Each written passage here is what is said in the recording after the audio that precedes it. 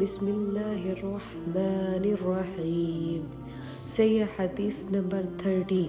وحدثنا يحيى بن يحيى أخبرنا عمر بن علي بن مقدم عن سفيان بن حسين قال سألني إياس بن معاوية فقال إني أراك قد كلفت بعلم القرآن فاقرأ علي سورة وفسر حتى انظر فيما علمت. قال ففعلت. فقال لي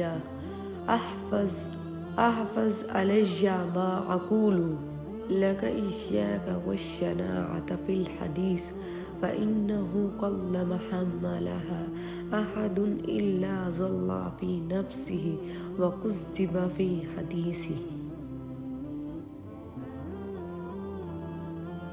صحیح حدیث نمبر 13 کا ترجمہ.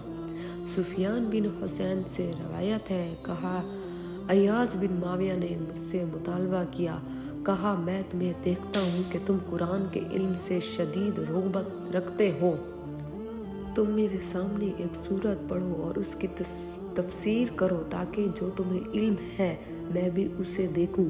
کہا میں نے ایسا کیا تو انہوں نے مجھ سے فرمایا جو بات تم سے کہنے لگا ہوں اسے میری طرف سے ہمیشہ یاد رکھنا.